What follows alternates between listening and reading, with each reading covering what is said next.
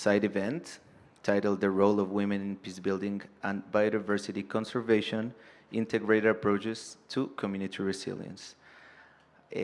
First of all, I think it's pretty significant the fact that I'm the one asking the questions and all this group of women answering them, pretty representative of what the topic is. I also want to thank some of my colleagues who cannot be here for different reasons, Ignacio Madurga, Noelia Palou, and Charlotte Penel. So first, I'm going to do a first round of introductions. For the opening remarks, today we have Monica Chavarro. She's an anthropologist with a master's degree in sustainable development. She currently works as senior research associate for the Alliance of Biodiversity and CIAT. For the panelists, we have Anastasia Divinskaya. She has 24 years of experience in human rights, gender equality, and women's empowerment, along with partnership, resource mobilization, and management of national and international levels. She joined the UN Women Regional Office of the Americas and the Caribbean in 2023 after serving as UN Women Representative in Brazil for 4 years. We also have Kira Daniels. I pronounced it well, right, Kira? Perfect. Kira Daniels, she's a policy specialist on gender and environment in UNDP's Nature Hub. She works on promoting women's leadership in natural resource management, close gender gaps, and accelerate women's rights in environmental action. Prior to UNDP, Kira worked on gender and human rights, including the Gender, Peace and Security Program, on UN INSTRO, which is now part of UN Women. She holds a Master in Science degree, Gender Development and Globalization from the London School of Economics, and she's a Bachelor of Arts from Trinity College of Washington, D.C. We have as well, from the house, from the Alliance Biodiversity and CIAT as well, she's Fanny Howland. She's a PhD student in developmental anthropology at the University of Montpellier. Her thesis focuses on the analysis of the role of the different discursive and cognitive registers on climate and climate change in decision-making of family farmers in indigenous territories of Cauca in Colombia. She has been working as researcher at the Alliance Biodiversity and CIAT since 2014. Finally, we have another colleague from the Alliance, Lisette Perez. She will be giving us closing remarks. She holds a PhD in geoscience and natural resource management from the University of Copenhagen in Denmark. She works as senior research at Alliance Biodiversity and CIAT, exploring sustainable land use system and peace building. So if you want Monica to start giving us these opening remarks, thank you. Okay, thank you. Well, hello everyone. I'm very happy to be here. Thank you for being here. I'm also honored by having the opportunity of giving these opening remarks, which I will allow myself to read in order to not forget anything. So, well, this event aims to highlight the vital contribution of women in both protecting and the ecosystems and mediating conflicts within their communities. And in developing it, we here now are responding to one of the Women's Caucus requests for this COP to increase the recognition of women and girls in communication, education, and public awareness efforts. Every action counts, especially in the scenario proposed by the World Economic Forum, where it has been calculated that we will reach the equality of gender, but in 121 years. So if there is not a crisis like COVID-19, because in time of crisis, we go backwards. So unfortunately, we have an outlook in the face of crisis, especially climate crisis, and those already experienced at the level of global local conflicts, that show us the urgency of having tools that allow us to contain, mitigate, and transform the dynamics that lead to the widening of the gender gaps. In this context, we are here gathered today to discuss the barriers women face in participating in formal peace building and biodiversity conservation efforts, and to offer actionable recommendations for policies and programs that can bolster their role in building community resilience. We know that women in rural areas are often highly dependent on natural resources for their livelihood, and also that they face a triple burden of work compounded by environmental crisis and conflict.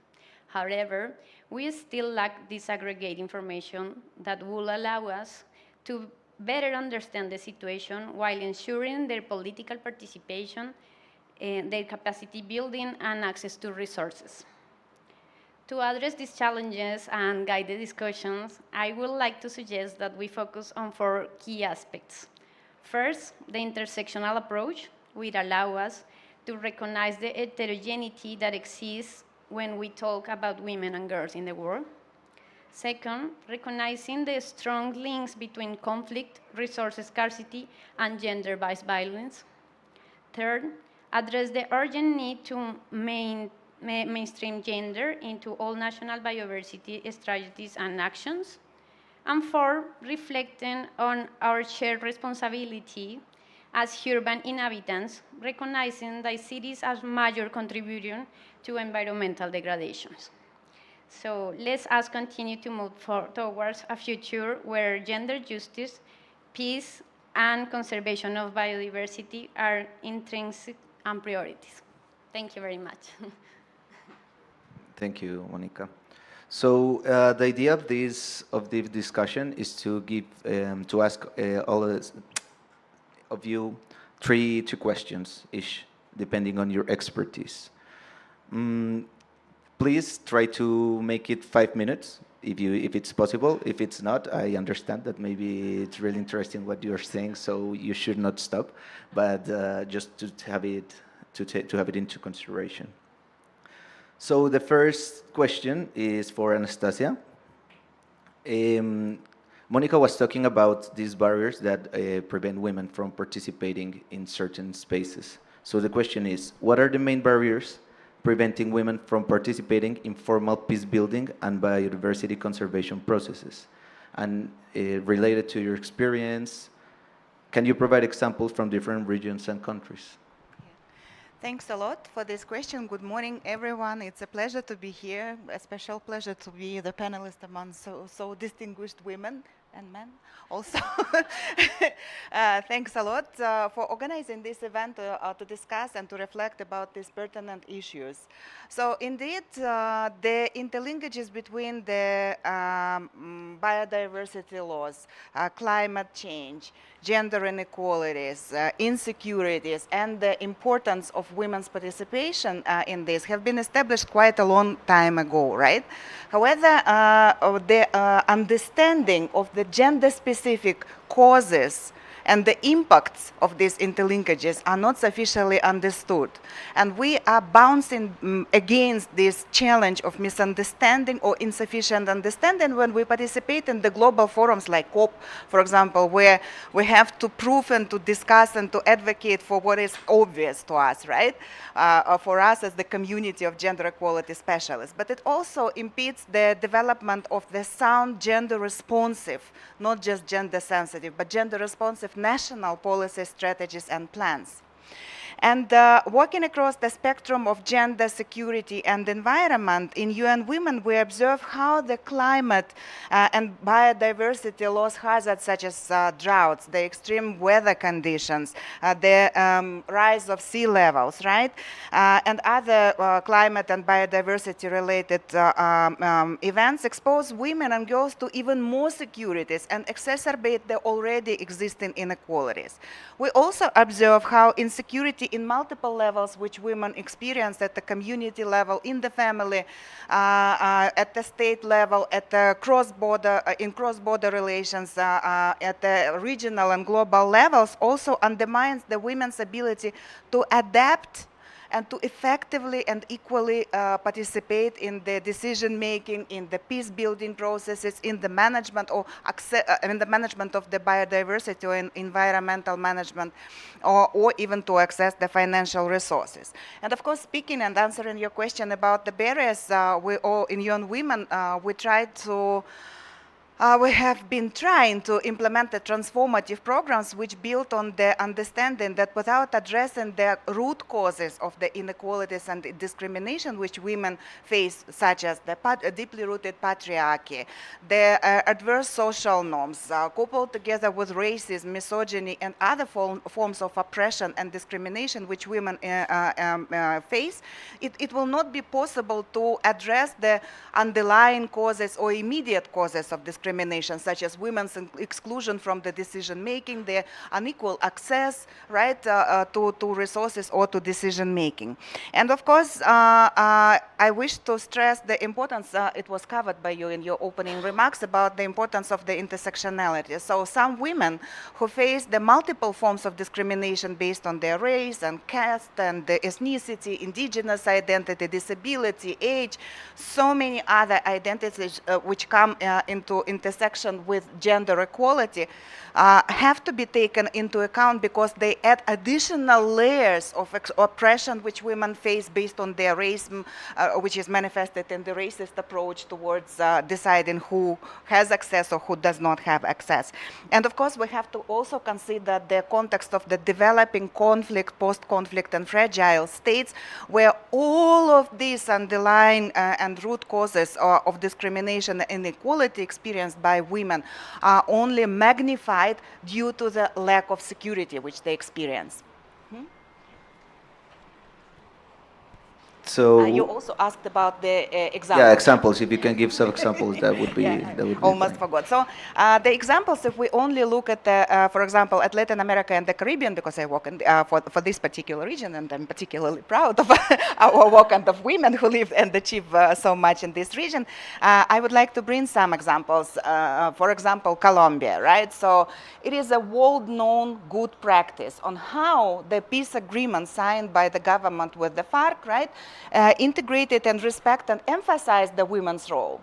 But we also have to recognize what we observe now, right? That despite of this emphasis in the formal peace agreement, women still, especially women from the marginalized communities, right? They still are excluded from the discussions on resources management and the peace efforts.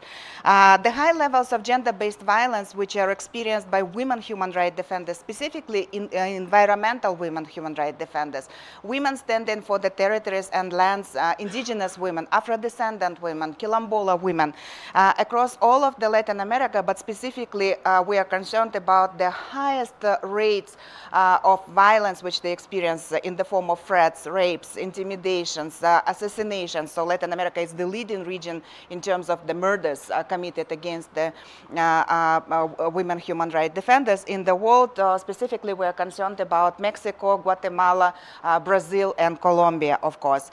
And the limited access to economic resources, to education and training resources by women, particularly rural women, indigenous and Afro-descendant, we observe them across the entire region, but specifically I would like to stress the challenges experienced by women living in the entire region of the Andes.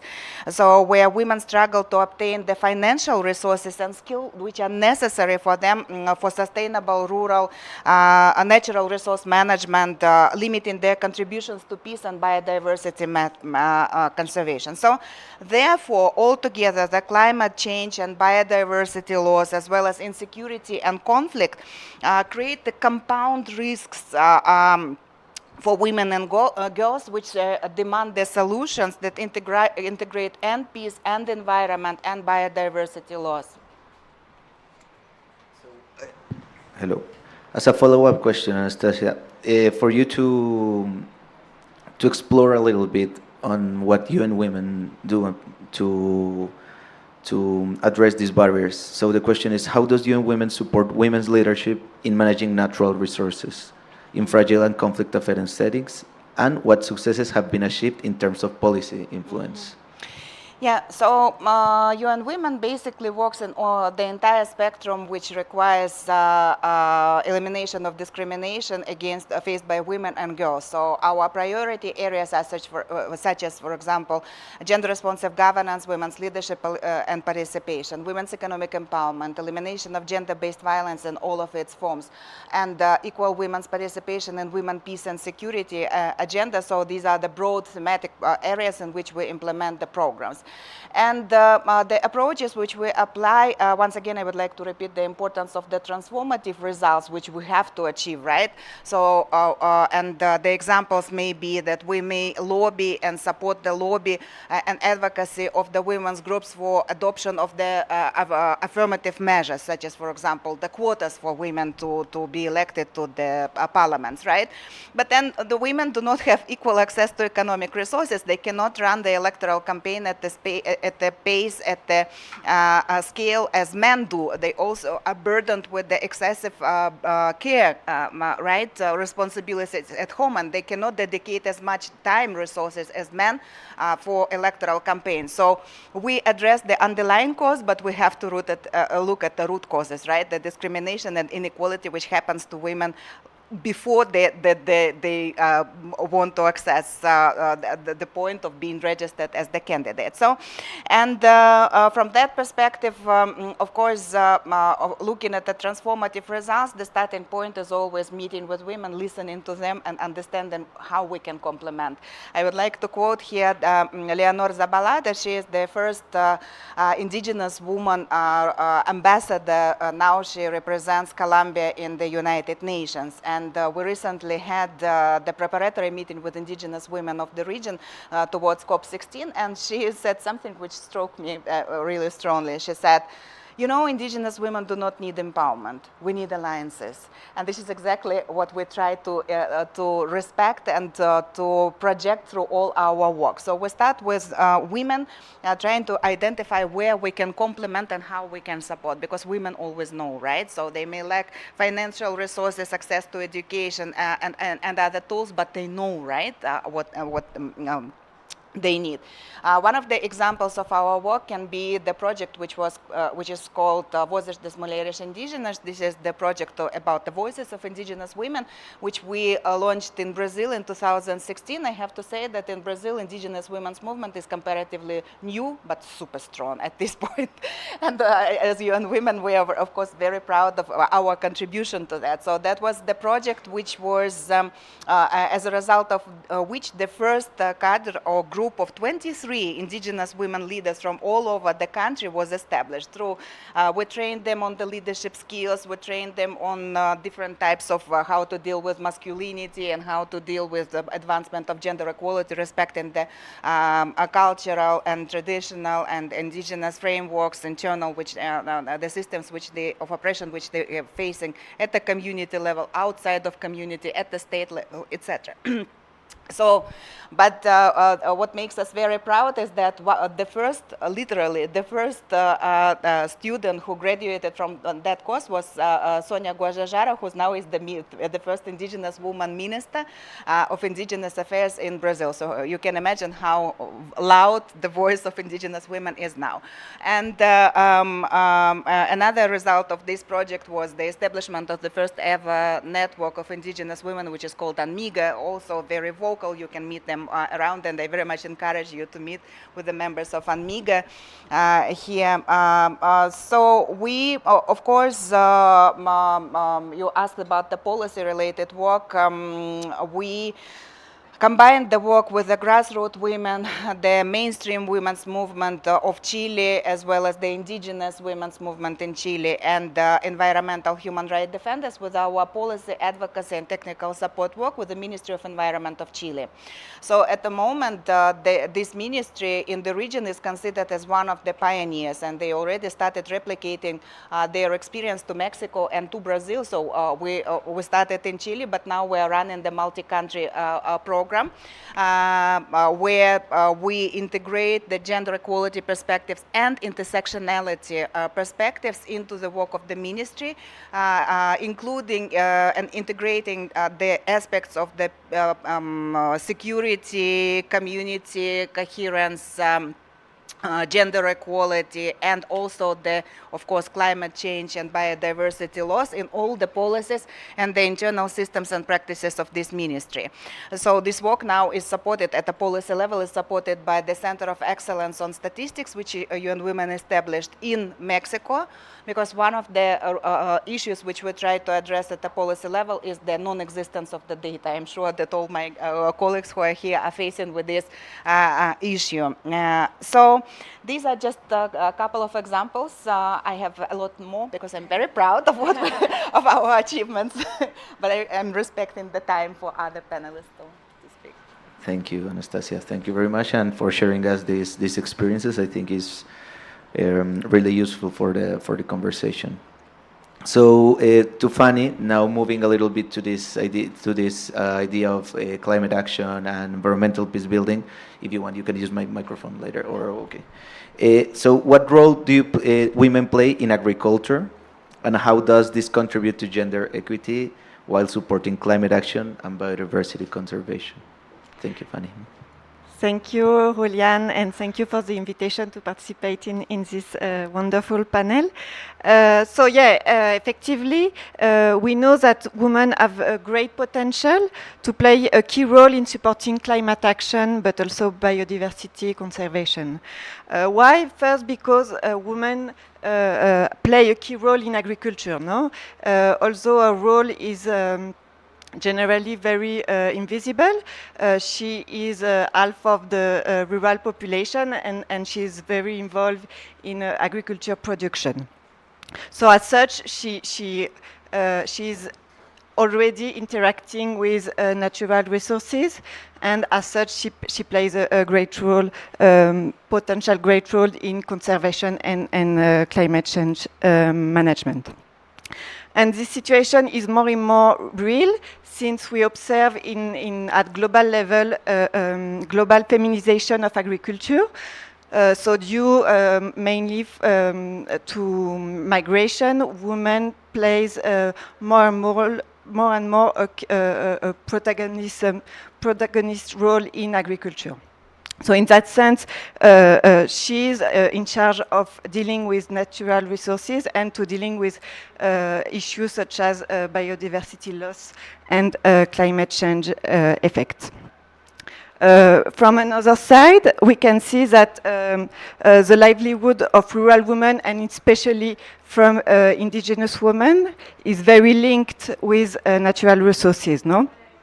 So because their livelihood is linked with this, with natural resources, with biodiversity, they developed specific knowledge, practices that already contribute to conservation and to climate change management. So we need, as my colleague was saying, to put this contribution more visible, and to make them participate in the discussion on how to deal with this issue of climate change and biodiversity loss. I wanted to give the example of the mangrove in Colombia. So in Colombia, the mangrove in the Pacific coast is a key ecosystem in the world, I mean.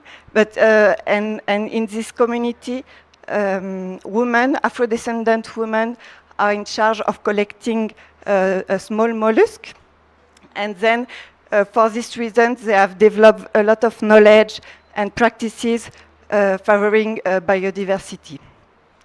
So they already have some knowledge and some practices that we need to make more visible and to enhance for the conservation of this ecosystem. So yeah, thank you. Hello. Related to what you were talking about, I think UNDP, and Kira, I want to ask you about that. That's basically the topic you've been working with in UNDP. What are some of the linkages between, if you want to explore deeper on this, on what Fanny was talking about, what are some of the linkages between environmental degradation, biodiversity loss, conflict, which is also important in UNDP's work, and gender inequality being identified through UNDP's environmental portfolio? And how is environmental programming, that's what you do, addressing some of these issues. Yeah, thank you so much. And thank you for bringing us together to speak about this, because this kind of multi-forum dialogue, I think, is needed on these topics. At the global level, we tend to work on, the women, peace, and security agenda, the climate security agenda, environment, nature work. And at the local level, this isn't a siloed experience, so we silo it at the global level a bit. So thank you for that. And yes, I feel really fortunate to work at UNDP because we can approach these issues holistically, I think. So if you're not aware, UNDP works in over 140 countries on nature specifically, biodiversity conservation, but not only in protected areas and in biodiversity hotspots with a variety of countries, really thinking about implementing shifts. So we think about it in terms of 3 shifts: a value shift in terms of the value we place on nature, drive behavioral changes; an economics and finance shift to support systems where decision makers can value natural capital the same way that they do financial capital; and a policy and practice shift, so delivering change at scale on the ground with communities, with civil society, with government partners, with women and all their diversity. And like you said, UNDP actually has a mandate for gender equality, which makes my job a lot easier. We have longstanding work on gender equality delivered through our gender equality strategy, which really focus on that kind of systemic change needed that so many colleagues have spoken to already. And a large body of work in conflict countries, governance, human rights, rule of law. So even coming to this panel today, I was able to reach out to colleagues that I don't normally work with, so just that's beneficial too. But my area of work is environmental programming. UNDP has the largest portfolio in the UN system of environment work, including helping countries access grant funds from the Global Environment Facility and Green Climate Fund. And importantly, these funds and the environmental agreements that they serve, along with the other big climate environment funds and agreements like on the Montreal Protocol and on the BRS, and they all have gender policies and requirements in place. This is really important. It's great that UNDP does, but that the funding partner does as well is a great lever to have. So it's been a long time that we've been able to implement this in programming. So you asked about broad linkages, which we've touched on a bit, and we know that competition for scarce resources, water, arable land in particular, lead to tensions and violence. UNDP just put out this kit on nature for peace, and it has some great statistics. One of them is 90% of conflicts between 1950 and 2000 took place in countries with biodiversity hotspots. 80% of those conflicts were directly in biodiversity hotspots. Just like what we see in peace-building spaces, in environment spaces, women are often left out of decision-making. Others have touched on this already. And this happens at national, subnational, and the local level. Despite, as other colleagues have said, there's really strong evidence seen over and over, it's not anecdotal, that women's influence and seat at the table improves environmental outcomes. Better forest outcomes, more effective, ambitious climate policies, protected land legislation, improved community resilience, food security, conflict resolution, more effective and sustainable environment projects, just to name a few. Linkages are quite clear. There's similar linkages in peace-building spaces, I know, so lots of overlaps. So just to share 3 things quickly that I see from our environment portfolio and that we need to take forward more strongly, and the Global Biodiversity Framework gives us a really great framework to do that with its gender plan of action. So 3 interlinked areas. ensuring women's decision-making roles, not just participation, but influence in biodiversity governance and natural resource management. So things like quotas and quotas at the local level. You know, with that, there's a lot of awareness raising and capacity building and speaking to traditional customs and social norms, of course, broadly closing gaps in natural resource management. And land and water, again, are key here. And those are the areas where women's rights, tenure, access is most limited, more often by customary practice than legal statutes. And supporting women's collective engagement. And this has, you know, come up again too. So agricultural groups that can be supported with extension services, market linkages, access to finance. Sometimes it's easier to have collective use tenure over a land or water, a protected area, say, than individual rights.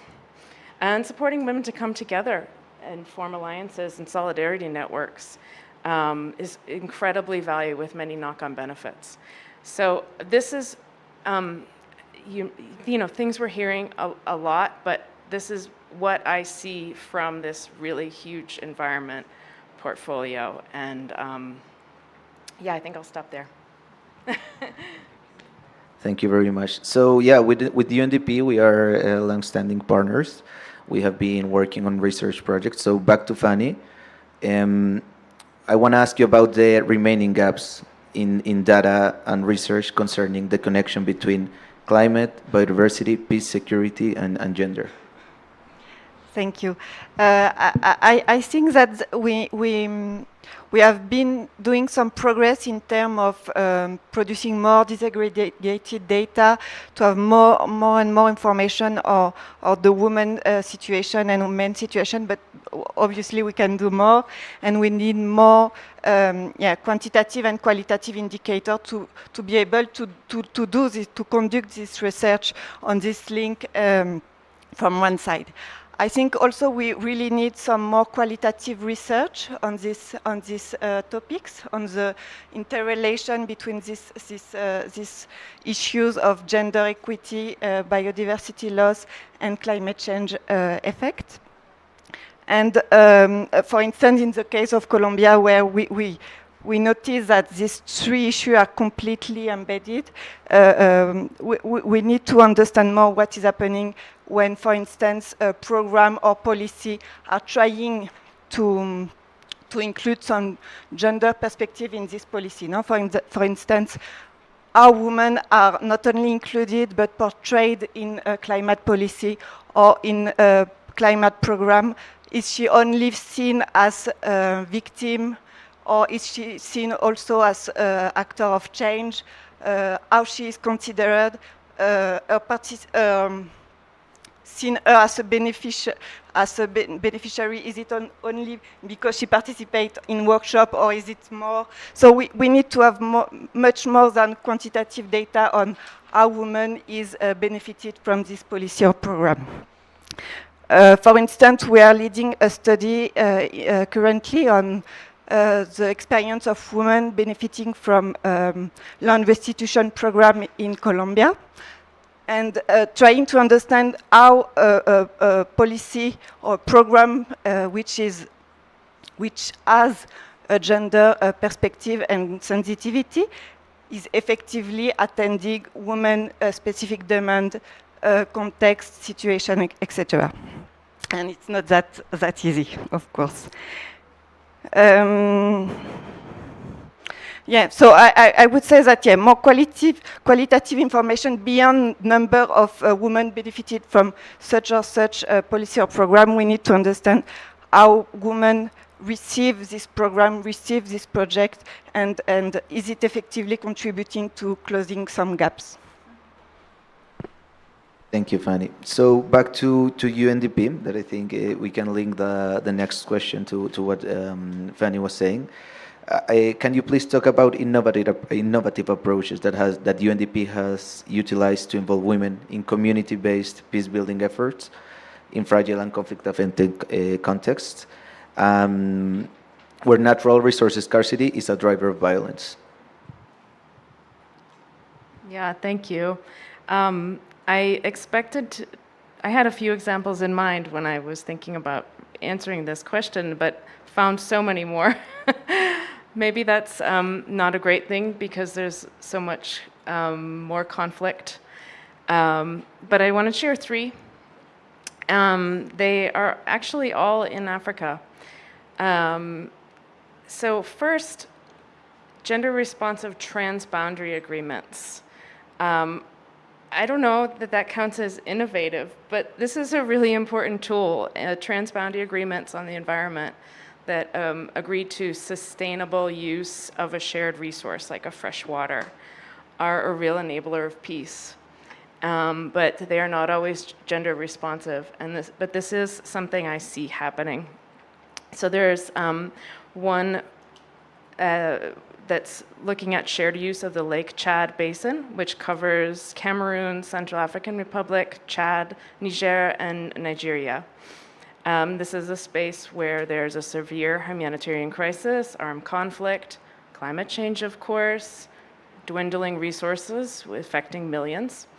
And in that space, 30 women's organizations from these 5 countries have been brought together for capacity building, for knowledge building, that they can take back to their communities to develop nature-positive livelihoods.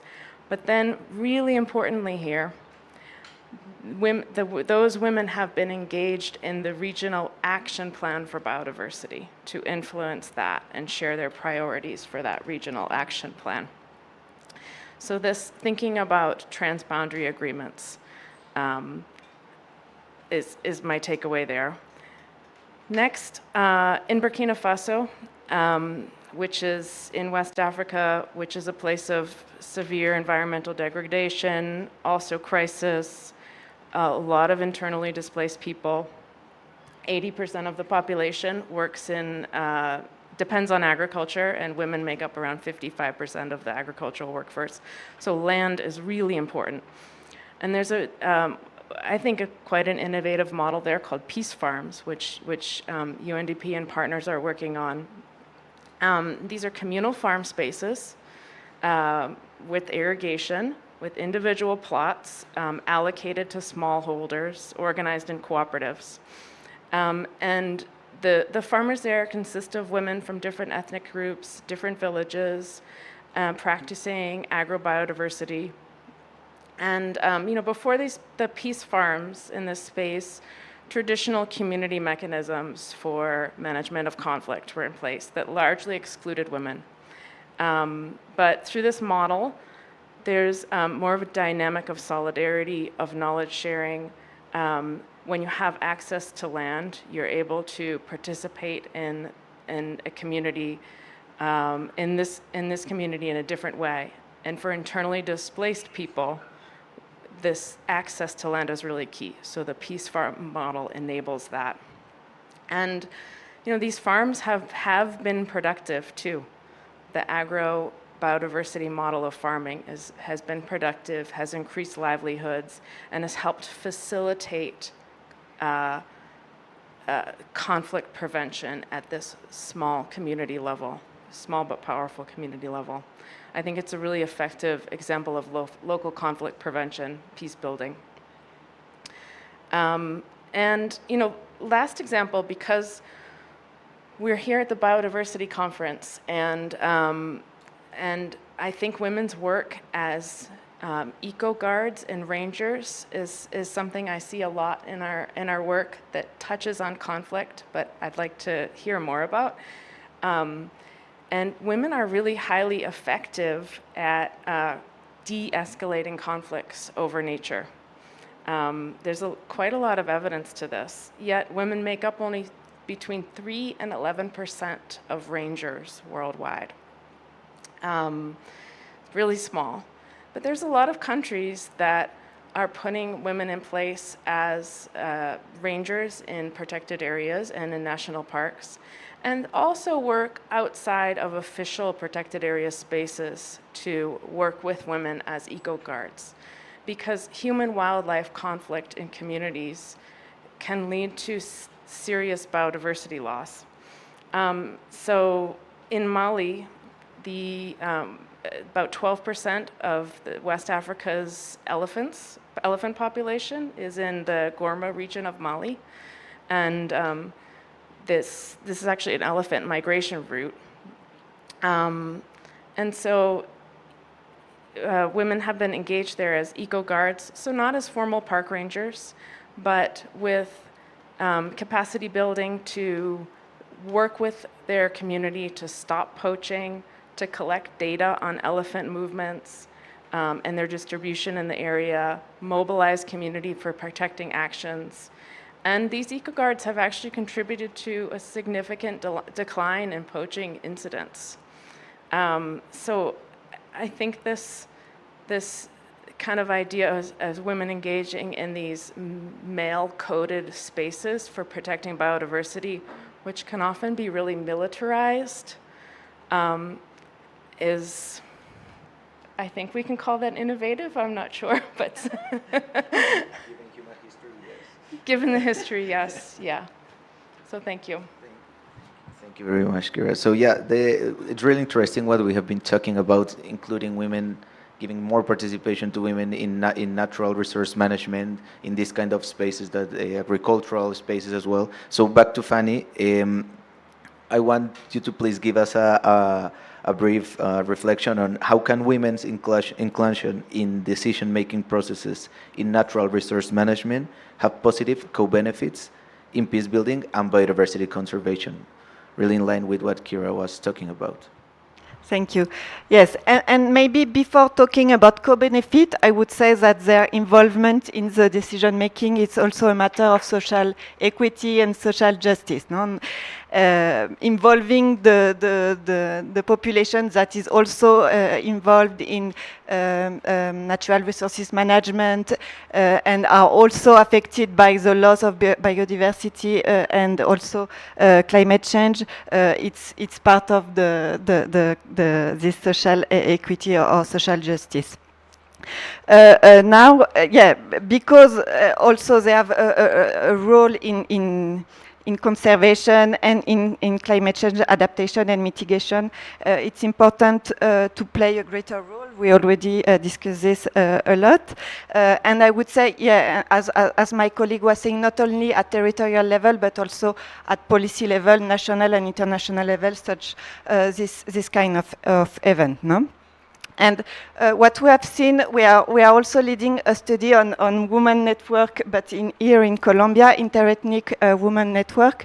We have seen that women groups, interethnic women groups, tend to contribute to achieve national or international development goals. No, for instance, in Colombia, because women were excluded from peasant social group and from agricultural policy and government, they united in association and they achieved to push for the design of the rural women policy.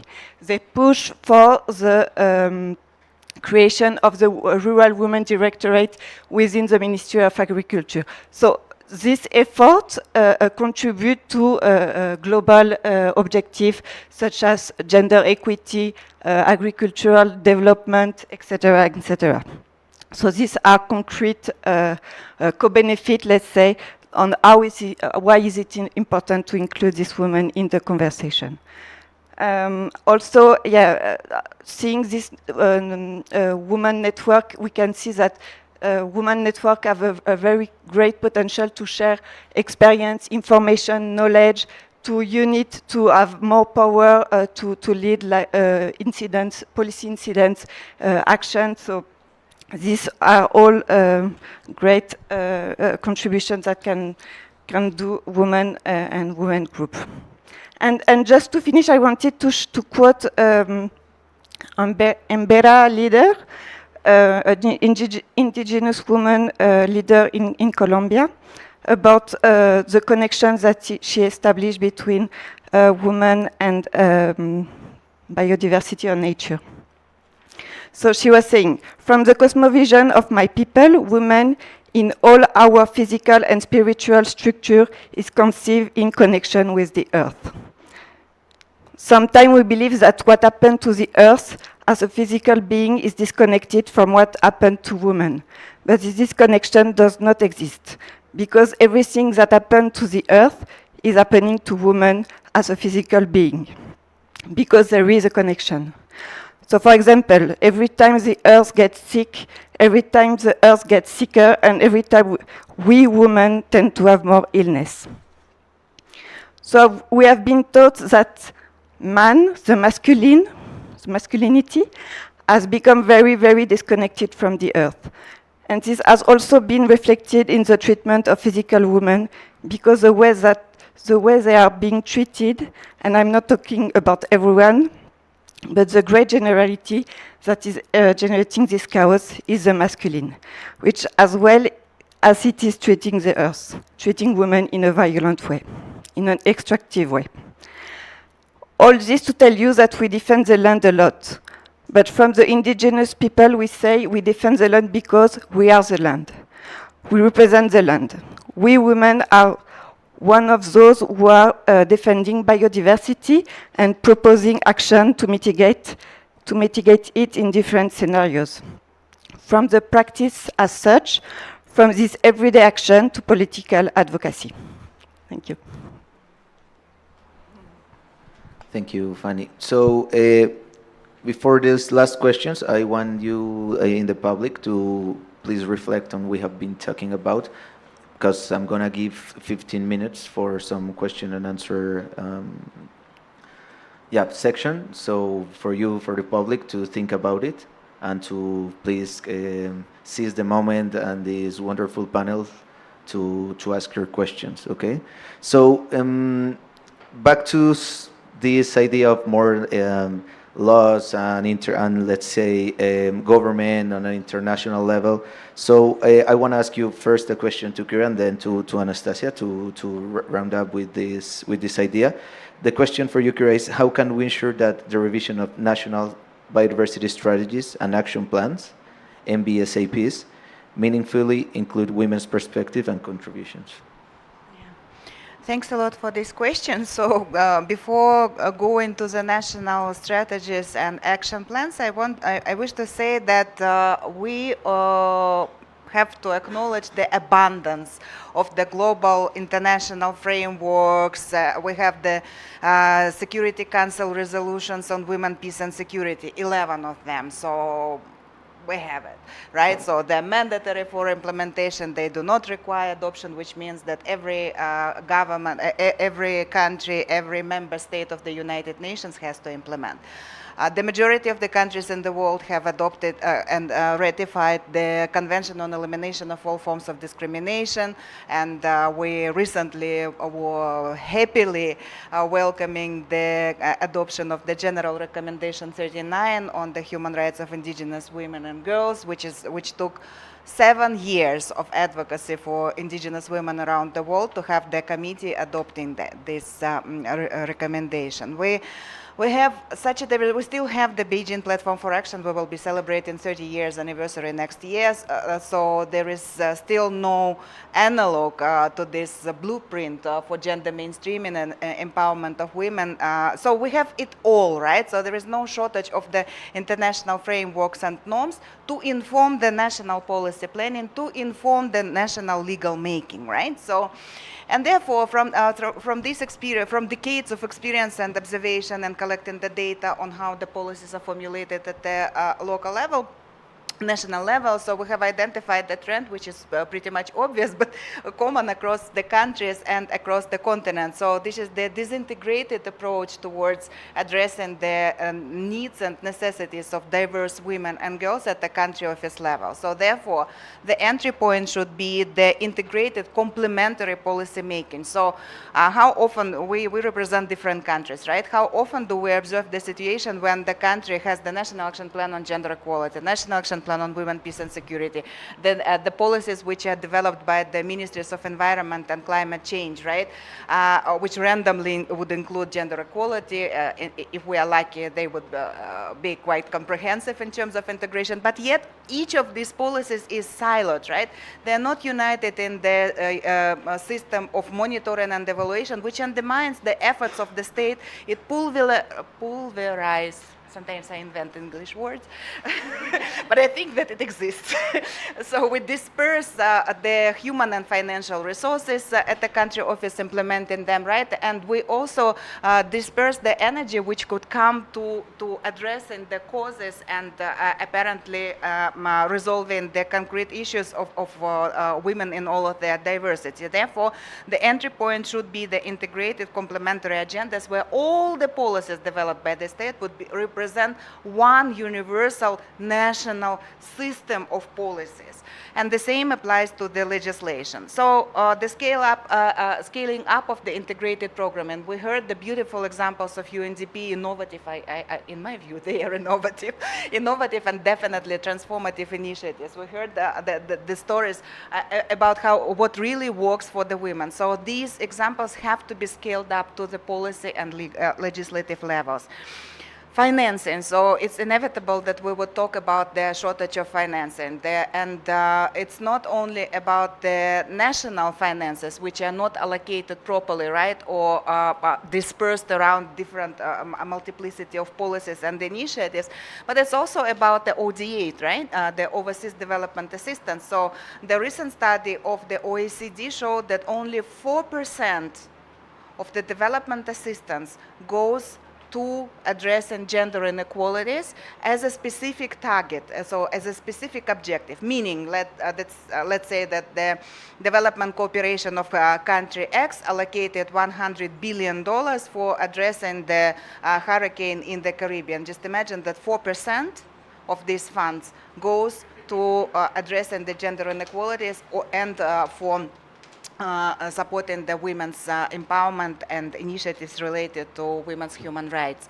And only 62% of all the bilateral aid which comes to developing countries integrates to some, is gender blind, and the rest integrates gender equality, this and that. So increasing targeted finances is very important, and taking advantage of us being here at the COP16. So those of you who participate in the working groups and the contact groups, in the plenaries, you know that these days where the global community discusses the strategies for the resource mobilization and the financial commitments and obligations of the developing countries and the donor countries.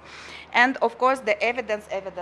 So thank you, everyone mentioned that, because without data, we cannot ensure the adequate and put in place the adequate monitoring and evaluation for implementation of the national biodiversity strategies and plans. And without this, we cannot hold the duty bearers accountable, right? So we can write as beautiful policy papers and strategies as we wish, but if they are not measured, if the civil society does not have the monitoring and evaluation system to which they can refer to hold that duty bearer, the state accountable for the commitments, international and national commitments on gender equality and women's human rights, so all this work is in vain. And all the financial resources spent on COP16 will be also wasted. Do you want to build up on that?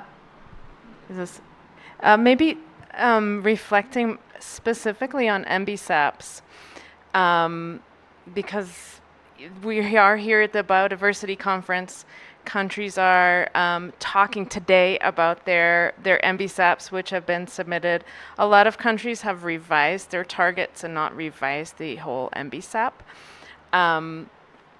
So first of all, 2 years ago, women's groups and feminist advocacy, we have to shout out for pushing Target 23, for pushing for the gender plan of action, which countries now have to implement. And that's significant structural change, and countries are working to implement that.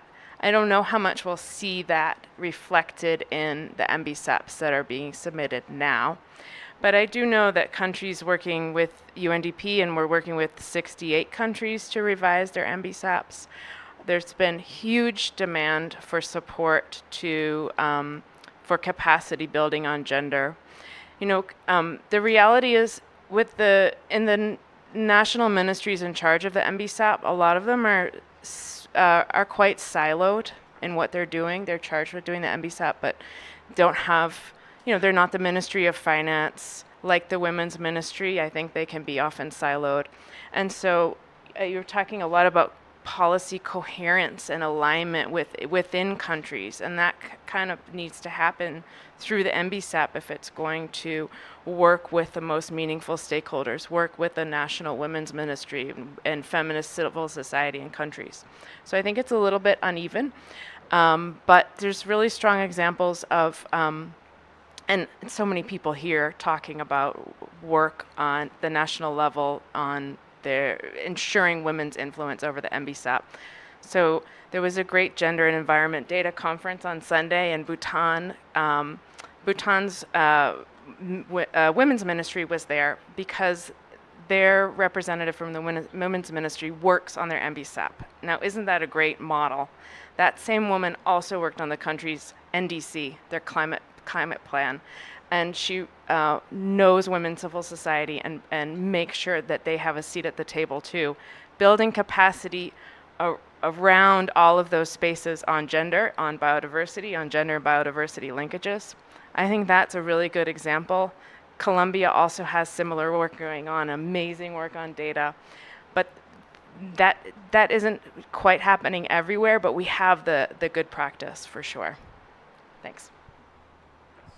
A last question maybe on what you're reflecting, but more towards women leadership in all these processes, international processes, especially in local levels. We have been here with local organizations, grassroots organizations. So if you have any reflection in the last 5 minutes, any of you are on that, I would really appreciate to know your answer. Can I say that there's going to be an event soon after this one, specifically talking about Target 23 and gender responsive implementation of the GBF, with some great women speaking to exactly this. Maybe others want to shout out specific work. Thanks.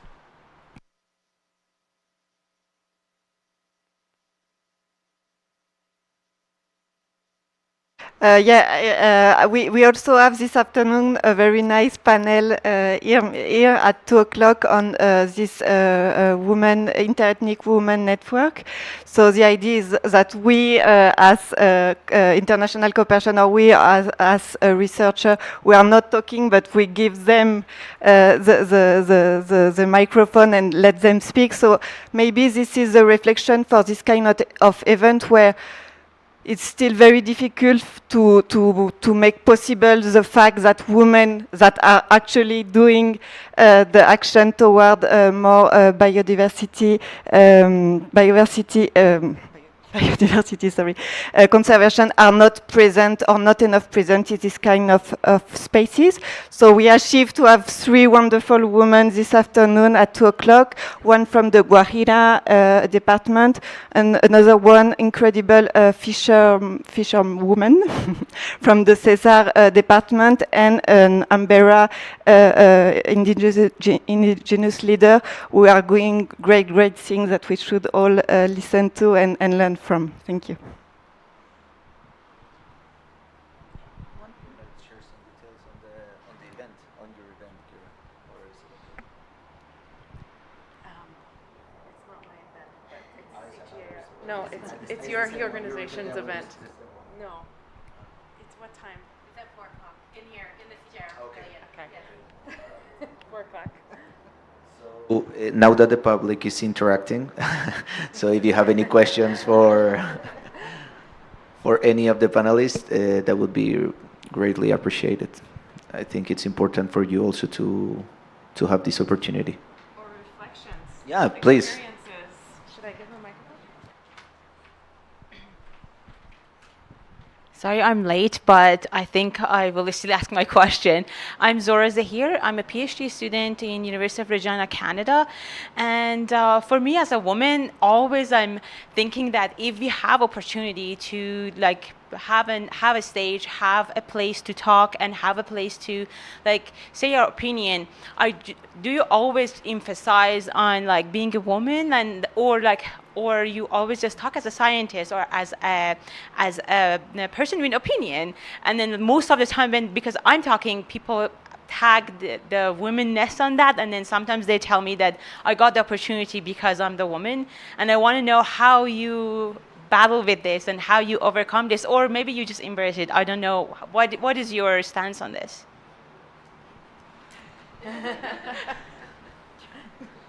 Yeah, first of all, congratulations that you have access to those spaces where you can speak and voice whatever you need. So there are millions and millions of women who do not have this opportunity, and this is something which we discussed here today, how from the perspectives of our organizations, we try to identify the entry points and to provide them with this access. So this is a kind of experience of the more or less privileged woman, right? So, and perhaps this experience is also limited, most probably, to specific spaces.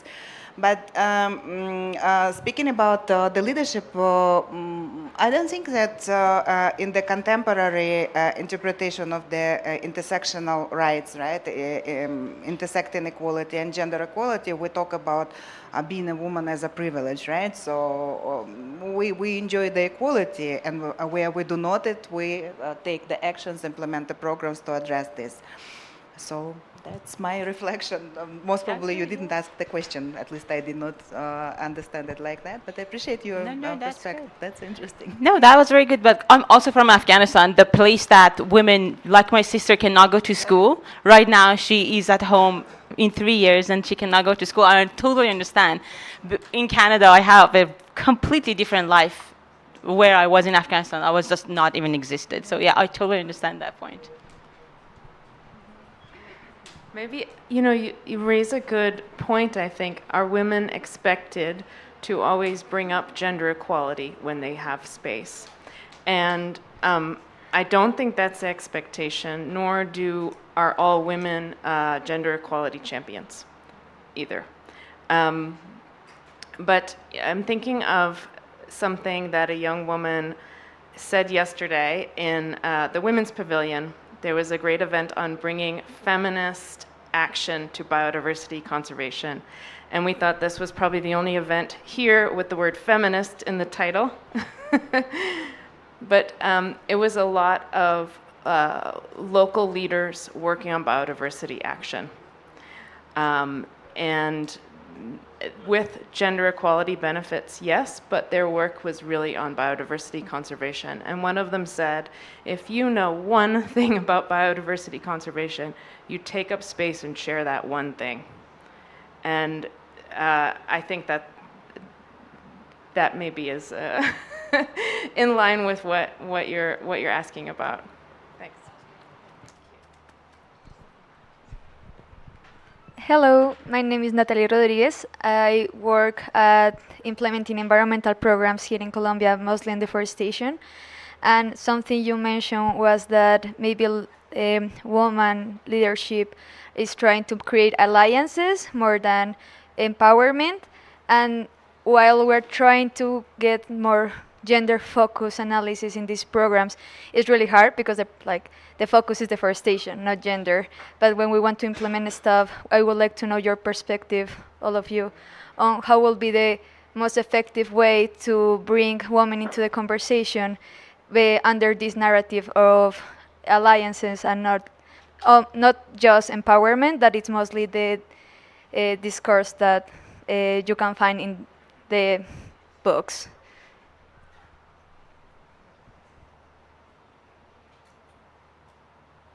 Thank you. Okay, I think that one of the difficulty, the challenge is that most of the time this issue related to climate change, to natural resources, that the entry point is very technical, no? So deforestation. So most of the time the social part of this kind of issue is like very second or third or fourth in the discussion on how to approach this kind of issue and how to co-design solution.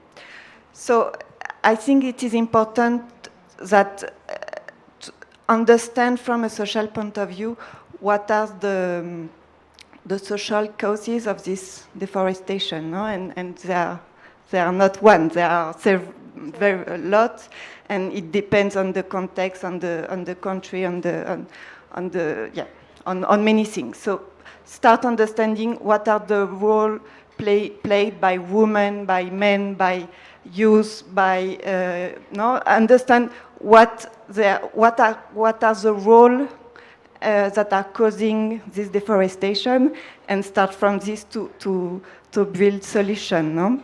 But yeah, it's very difficult because climate change, all of these environmental issues. The entry point is very technical, and the people that are part of designing policy and implementing this program are very technical, and they have their own norms about women and their participation. So yeah, it's very difficult, but yeah, we have to start from this, I think. Yeah, indeed. So where there are humans, there is gender equality or lack of such, right? And from that perspective, we very much appreciate that CBD and the Kunming-Montreal Global Biodiversity Framework recognize the importance of the human rights-based approach, right?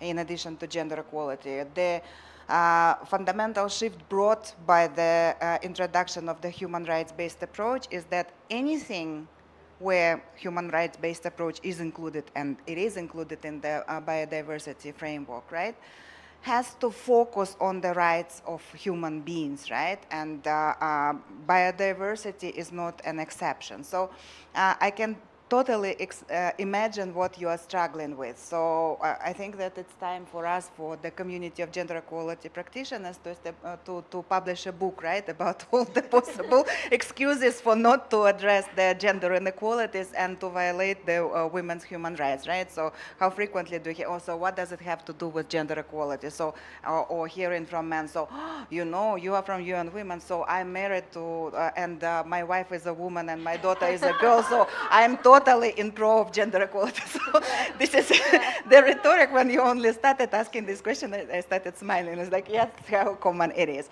But now it's an obligation. So for those who do not believe, who are non-believers and impossible to convert, they most probably represent a group of the duty bearers. They have to address the gender inequalities through the implementation of the national strategies and action plans.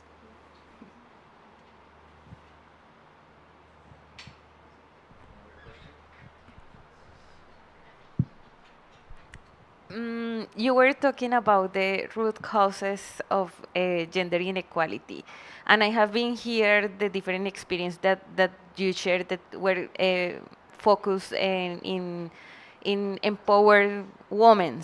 But I'm curious to know if maybe those programs or projects have been considered work not only with women but also with their family, with their community. For example, these.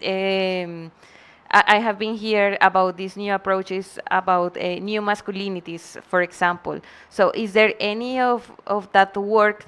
Because I believe that we need to work not only with women, we need to work with the family, with the community to really achieve this transformative gender equality. So I don't know if you have any experience. Yeah, of course. So the transformative approach implies that you work with the whole community or the whole society, right? So you cannot invest in the capacities of women or provide them with the resources, right? If the underlying causes, for example, of gender inequality, of violation of her rights, or for example, the violence which she experienced in the families are addressed, she will never be successful in pursuing the political career, for example. So this is the statistics readily available available, right? That those women who have been experiencing the gender-based violence perpetrated by the intimate partners or their husbands, they have less opportunities to succeed politically, right? Also, women who who are not economically empowered, who do not have access to economic resources, right? They cannot afford running for the politics, right? For this, we need to undermine those adverse social norms, and we can only work with those opinion leaders in the communities. For example, in UN Women, we work with faith-based organizations. We work with sports organizations, right? Specifically focusing on those sports which are have been traditionally male-dominated, such as, for example, football.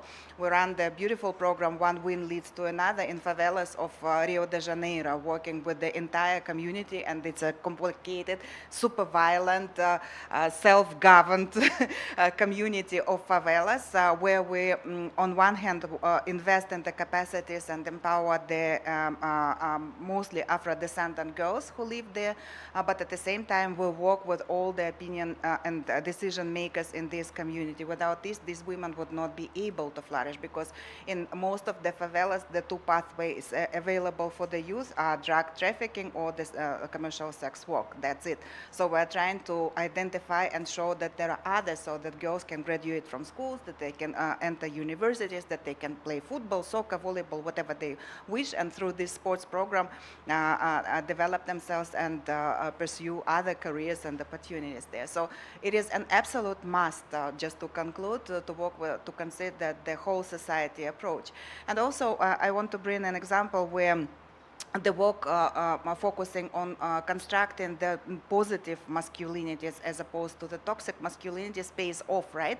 Because the toxic masculinity implies that men also try to adhere, right, often to certain standards of the behavior where they are encouraged to be violent, to demonstrate the violence, but in the already fragile communities without the social cohesion, in Colombia, for example, right? So now we implement the program on the Darien Gap together with Panama on the migrants, right? So again, boys are encouraged to access and to join the paramilitary groups, right? And this exposes them to the increased risks of being killed, murdered, or to engage in different types of violence. So changing these behaviors requires that we work not only with their mothers, but with their fathers and themselves.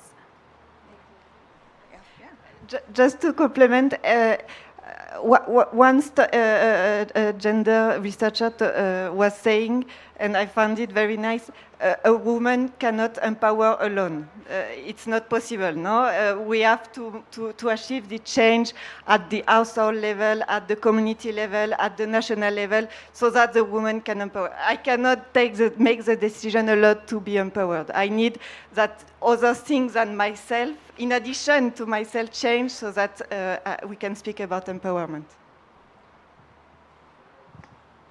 Any other question from the public?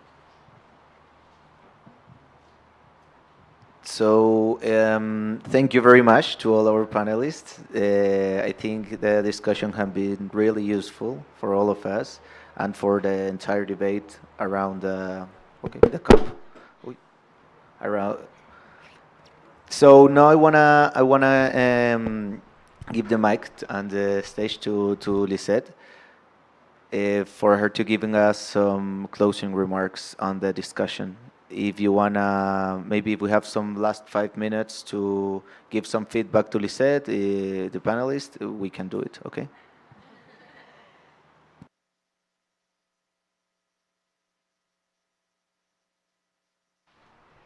I would like to say thank you to all of you for your interventions. I think that you already give us a lot of information. I don't know if I was ready for that. So I just want to close this panel with some romantic words because I'm a woman. So I just want to say that La Pachamama es una mujer. So La Pachamama is a woman. In the Inca mythology, the Pachamama is the earth of the mother of the earth. She's like a a goodness that have this own creative power to sustain life in this earth. So it's obvious that because the Pachamama is a woman, that the role of women in peace building and biodiversity and climate action and conservation is important. So um, I want to make some conclusions, but also I want to translate all of your interventions in the peace building language, because I'm not a gender expert, but I work in the peace building field. This is because peace building goes beyond just addressing natural resource management in post-conflict context. That is something that we are talking about these days. But also, these peace building processes can address also conflicts related with gender inequality. And despite the gender inequality maybe was the most mentioned sentences, I think that the woman participation in peace processes is more is about more than gender equality. It's a matter of governance, decision making, capacity building, cooperation, dialogue, and social cohesion. So it's about just make a revolution in peace building and create solutions that reflect the needs of people, and especially women and also children. Not only in rural contexts, but also in other contexts related with leadership and capacity building. So we know that the role of the woman in multiple levels is highly important. It's clear that we play, or the woman play, a very important role in natural resource management, and that the women are highly dependent of the natural resources. But despite we know that is a lack, according of our conversation, is a lack of clarity in the effect of the policy, practice, and also the research. Yes, because I had some discussion maybe with Monica and with Daisy and with Fanny, and even like in my daily tasks when I like working in a project or something, for me it's not really clear how introduce a gender focus. Yes. Also, we need, as Fanny say, more data, more indicators, a monitoring system. I know that we are also working on that, but it lacks more clarity. And especially what is the effect of the policies in women. Chiara is the correct pronunciation. Kira. She mentioned, I think that really relevant aspect about the that to surpass these barriers is important, like involve women in decision making, in governance, improve the capacity building for us, and supporting collectively engagement and securing the access to information and resources. That is in peace building language is a big process of cooperation.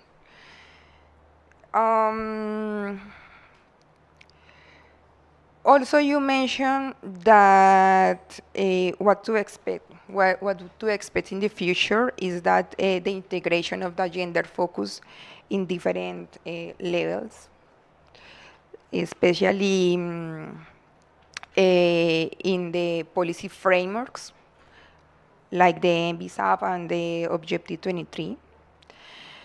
And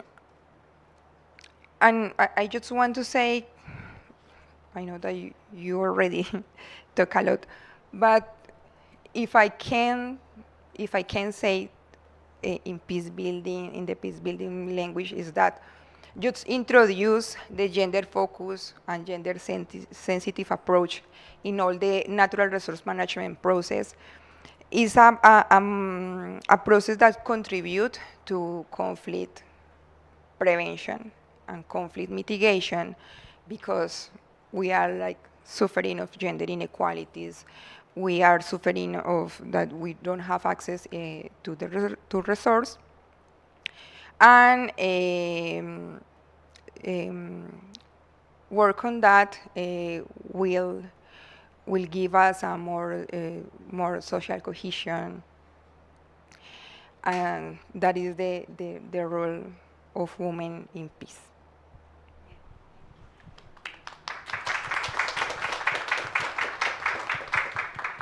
Any additional comment before?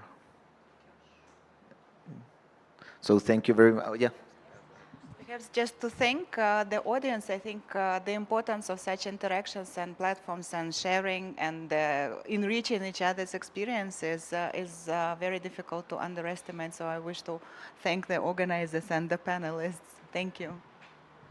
Thank you very much for your participation, everyone.